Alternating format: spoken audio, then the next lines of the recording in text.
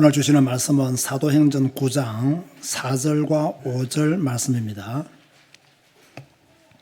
사도행전 9장 4절과 5절, 사울에 관한 이야기입니다. 나중에 바울이 되죠. 지금까지는 복음을 핍박하다가 다메섹 도상에서 그리스도를 만나는 사울을 보게 됩니다. 땅에 엎드려서 들음에 소리가 있어 이르시되 사울아 사울아 너가 어찌하여 나를 박해하느냐 하시거늘 대답하되 주여 누구시냐이까 이르시되 나는 너가 박해하는 예수라. 아멘. 복음에 대한 믿음, 또 복음에 대한 생각, 또 복음에 대한 결단, 이런 것들이 잘못된 성도들이 있습니다. 어떤 사람들은 자신이 깨달은 복음이 전부인 줄 압니다. 물론 그 개인이 깨달은 것이기 때문에 가치가 없다는 이야기는 아닙니다. 그러나 성경을 보면 그 개인이 깨달은 복음의 내용보다 더 풍성하고 더 큰 은혜가 있음을 확인할 수 있죠. 그런데 성경을 읽지 않으면요, 자신이 깨달은 복음에서 벗어나지를 못합니다. 그렇게 된다면 그 복음이 다행스럽게 성경적인 복음이면 감사하죠. 그런데 성경과 관계없는 복음일 가능성도 많단 말이에요. 그런데 뭐 문제가 생기는 거죠. 어떤 사람은 누구한테 배운 것을 자꾸 복음이라고 말합니다. 그것도 복음의 전부는 아니라고 제가 이미 설명을 했습니다. 지난 목요일 아침에 제가 운동을 하면서 이런 기도를 드렸습니다. 주님, 저는 성경과 함께 복음만 말하는 목사가 되기를 원합니다. 성경과 함께 복음을 말하는 목사가 되기를 원합니다. 왜 이런 기도를 드렸겠습니까? 저도 깨달은 복음이 있어요. 저도 경험한 복음이 있어요. 그러나 그것이 전부는 아니거든요. 그것이 여러분에게 답이 되지 못하는 경우도 있거든요. 그러나 성경이 말하는 복음은 저에게도 답이 되고 여러분에게도 답이 되는 거예요. 그래서 성경이 말하는 복음, 성경이 말하는 십자가와 부활의 복음을 전하는 목사가 되기를 기도했던 것이죠. 지금 세상을 보세요. 큰 성 바벨론과 똑같습니다. 요한계시록 18장 2절에 보면 힘찬 음성으로 외쳐 이르되 무너졌도다 무너졌도다. 큰 성 바벨론이에요.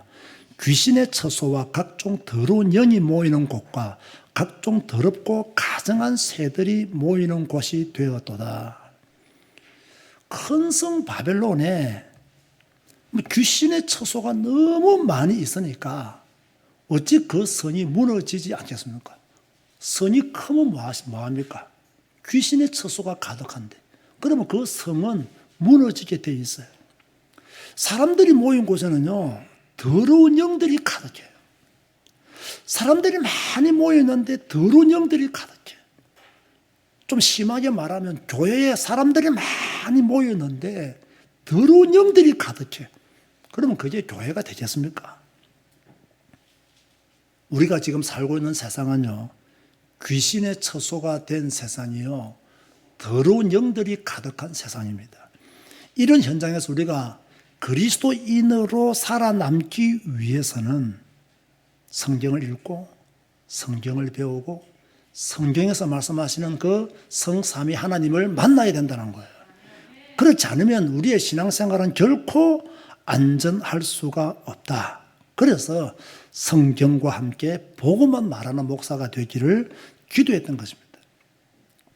복음은 전인을 위한 하나님의 선물입니다. 자, 이 말을 여러분이 잘 이해를 하셔야 돼요.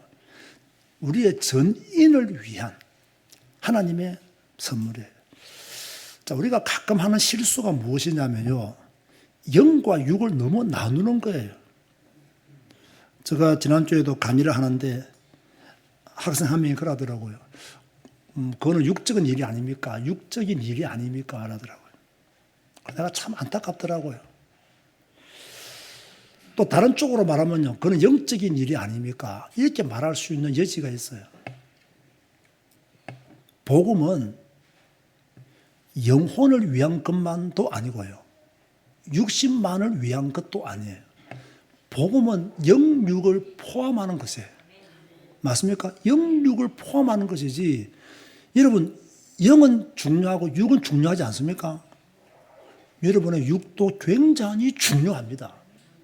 그렇지 않습니까? 그러니까 육을 너무 터부시 여기는 것도 올바른 복음은 아니에요.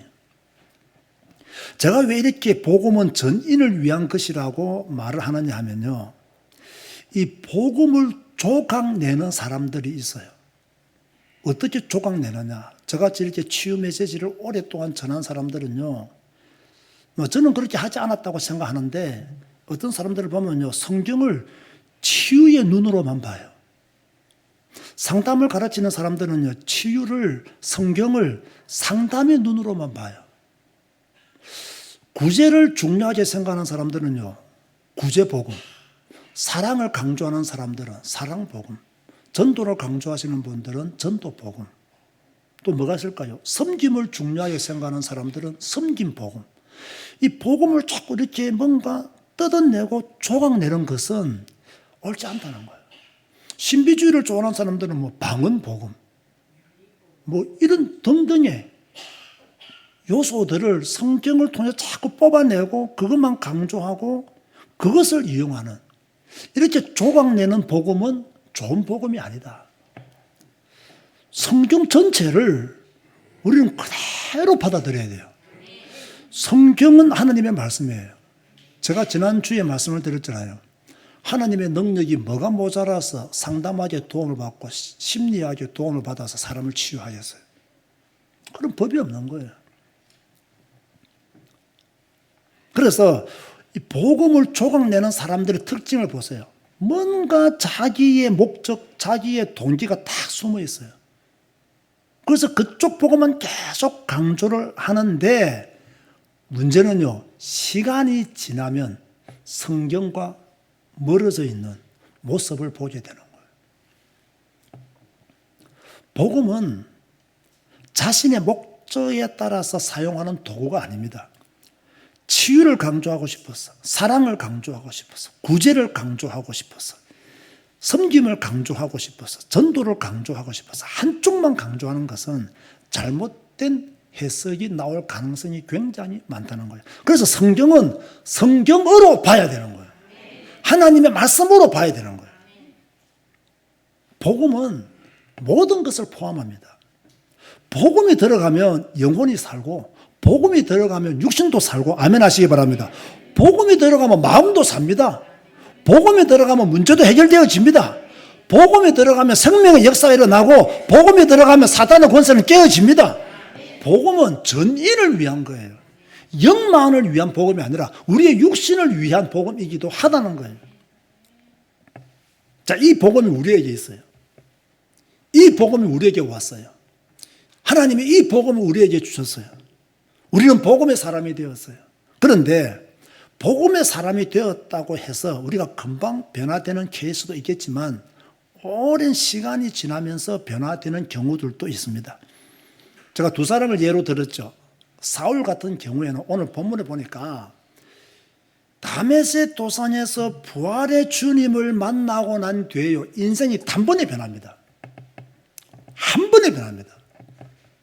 그래서요. 아나니아의 손길을 통해서 모든 것을 회복하고 난 뒤에는요. 바로 전도합니다. 바로 그리스도의 전인이 됩니다. 그게 사울의 모습이요. 바울의 모습이었습니다. 그런데 베드로를 보세요. 우리가 지금 사복음서를 읽고 있잖아요. 여러분 베드로의 모습을 보면 재미가 있습니까 없습니까? 굉장히 재미있습니다. 꼭 우리 같기도 하고요. 그렇죠? 또 약간은 부럽기도 하고 그리고 용감하기도 하고 또 그런가 하면 참 실패도 잘하기도 하고 그런데 보세요. 나중에 로마에서 십자가를 거꾸로 지고 순교합니다. 바울은 부활의 주님을 만나자마자 변화되어서 새 삶을 산 사람이고 베드로는 주님의 그 현장에서 주님이 모든 하신 일을 보고도 십자가 앞에서 예수님을 부인했습니다. 자, 그런데 베드로의 삶이 실패했느냐? 부활의 주님을 만난 이후로 다시 그 사람의 인생이 변화가 됩니다. 그래서 빨리 복음 전하는 로마까지 가서 복음 전하는, 우리는 로마 하면 바울만 생각하는데요. 베드로도 로마까지 가서 복음을 전했어요. 얼마나 큰 축복을 받았는지 몰라요. 자, 여러분은 어떤 경우겠습니까? 제가 볼 땐 우리 교회는요, 바울은 없는 것 같아요. 다행이에요. 바울이 없는 게 다행이에요. 왜냐하면 너무 없는 쪽에서 우리가 교만해질 가능성이 많아요. 주로 우리는 베드로예요. 맞습니까? 우리는 주님을 만나기도 하고 주님이 하신 일들을 보기도 하고 주님을 믿기도 하고 때로는 막 영적으로 충만했다가 때로는 막 바다에 빠지기도 하고 그죠? 막 나는 주를 위해서 목숨을 걸겠습니다 할 때가 있는가 하면 막 소녀 앞에서도 예수님을 부인하는 그런 모습을 가진 우리들의 모습이잖아요. 그런데 여러분, 그런 모습 때문에 실망하지 마세요. 여러분은 죽게 되어 있습니다. 어떻게 죽느냐? 십자가를 거꾸로 지고 죽게 되어 있습니다. 왜? 베드로의 길을 지금 걸어가고 있기 때문에. 목사님, 나는 왜 이렇게 변화가 안 되는지 모르겠어요. 여러분, 저한테 그렇게 말씀하지 마세요. 나도 변화가 안 돼요. 예? 어떤 분은요, 또 솔직히 말합니다. 목사님, 내 꼬라지가 왜 이런지 모르겠습니다.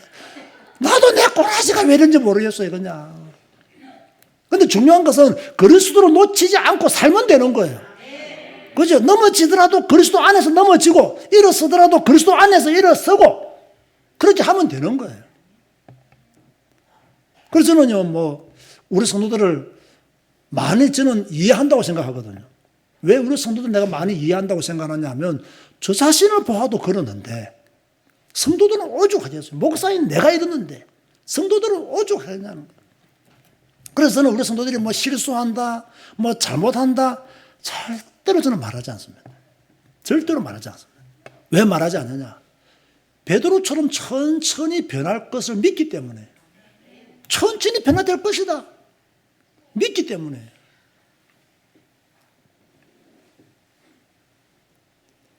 오늘도 내가 박소나 장로님 이야기를 좀 하려고 하는데요.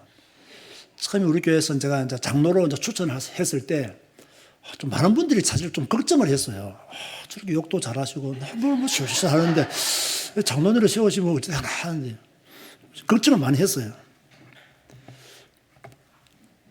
그래도 목사가 출산하고 교인들이 기쁨으로 그렇게 했죠. 요즘 보니까 욕을 잘 안 하시는 것 같더라고요. 내 앞에서만 안 하는지 모르겠지만 안 하는지 줄어들었든지 둘 중에 하나는 분명해요. 줄어든 것도 분명한 것 같아요. 점차가 뭡니까? 변화된다는 거예요. 앞으로 박 장로님의 입에서 사랑만 말하는 날이 오게 될지도 모릅니다. 그렇지 않습니까? 우리는 베드로처럼 그렇게 변해가는 거예요. 변해가는 거예요. 그래서 우리는요, 기다려줘야 돼요. 모든 사람은 기다려줘야 되는 거예요. 우리는 완전하지 않잖아요. 우리가 완벽하지 않잖아요. 우리 교수들을 딱 보면요, A라는 부분이 좋은 부분을 가진 분이 있고 또 B라는 부분을 좋은 부분으로 가지고 있는 분이 있어요. 그런데 B라는 부분을 좋은 부분을 가지고 있는 분은 A라는 부분에 대해서는 약해요. A라는 부분을 장점으로 가지고 있는 분은 또 B라는 부분이 약해요. 그래서 성경은 그리스도 예수 안에서 합력하여 선을 이룬다는 거예요. 이게요, 어마어마한 말씀이에요. 자, 오늘 우리가 생각해 보아야 될 초점은 하나가 있습니다. 오늘 여러분들이 결론 내려야 될 말씀은 하나가 있어요. 복음 받은 나는 변화되고 있는가를 질문해야 돼요. 나는 지금 변화되고 있는가? 아니, 변화되고자 하는 의지를 가지고 있는가? 나는 지금 변화의 방향으로 가고 있는가? 나는 변화되기를 소원하고 있는가? 복받기를 소원하는 자가 아니라 내가 그리스도의 사람으로 변화되기를 기도하고 있는가? 나의 아픈 부분에 대해서, 나의 약점에 대해서 아파하고 힘들어하고 이 부분을 고치기 위해서 하나님 앞에서 몸부림치고 있는가? 한 번 체험으로 모든 것이 변화된 바울. 오랫동안 시간이 걸렸지만 결국 십자가를 지고 죽은 베드로. 둘 다가 가지고 있는 공통점이 있다면 변화된 모습으로 죽었다는 거예요. 자, 그럼 우리도 어떤 모습으로 죽어야 된다? 변화된 모습으로 죽어야 된다는 거예요. 왜? 예수 생명이 우리에게 들어와 있기 때문에 그 생명의 역사가 일어나야 되는 거예요. 저는 이런 말을 좀 드리고 싶어요. 우리 모두는 약점을 가지고 있잖아요. 저도 약점이 있고, 우리 뭐 장로님들도, 권사님들도, 뭐 안수 집사님들도, 성도들도 다 약점을 가지고 있어요. 그 약점에 복음이 들어가야 돼요. 그 문제에 복음이 들어가야 돼요. 그러면 그 약점이 변해서 강점이 될 수가 있는 거예요. 그러니까 우리는요, 이거 내 약점이다 하라고 늘 이렇게 위로하고 삽니다. 아니에요. 그 약점에 복음이 들어가서 강점으로 바꿀 때 우리의 삶이 더 성장하게 된다는 거죠. 그래서 복음 받은 나는 변화를 갈망해야 돼요. 하나님의 사람으로 변화되기를 더욱더 소원해야 돼요. 더욱더 기도해야 돼요. 여러분 보세요. 복음이 있다면 변화는 필연적이잖아요. 밥을 먹으면 배 부르는 것은 당연한 거잖아요. 나는 밥을 실컷 먹었는데 배가 안 불러. 이런 사람은 없거든요. 더 실컷 먹어봐. 그럼 배 부를 거야. 덜 먹었기 때문에 배가 고픈 거지. 밥 먹으면 배 부르는 건 다 마찬가지예요. 복음이 내게 있다면 변화되는 것은 기정사실이에요. 그 적어도 우리는 예수 믿기 전과 예수 믿은 이유는 변화가 있어야 된다, 없어야 된다? 변화가 있어야 된다는 거예요. 예수 믿기 전과 예수 믿은 후가 똑같으면 이건 좀 이상하다는 거예요.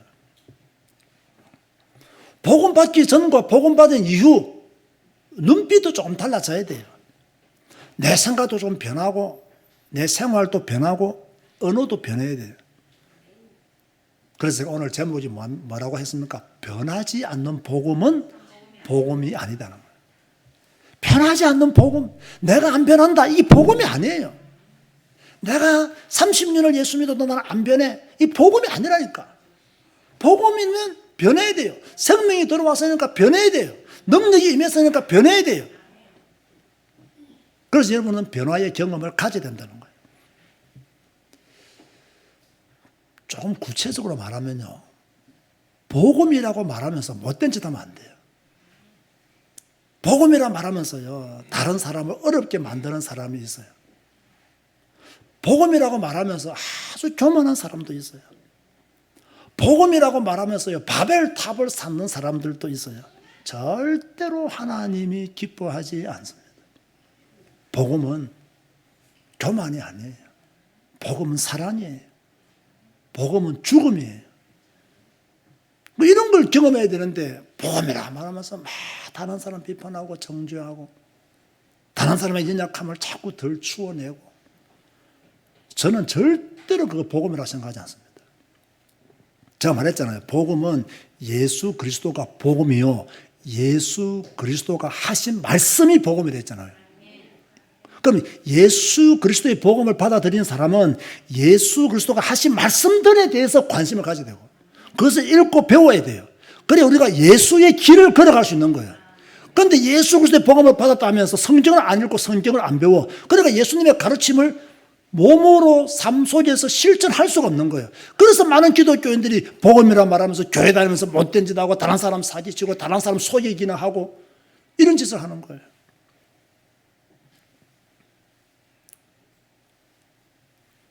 결론 맺습니다. 복음은 생명이다 했습니다.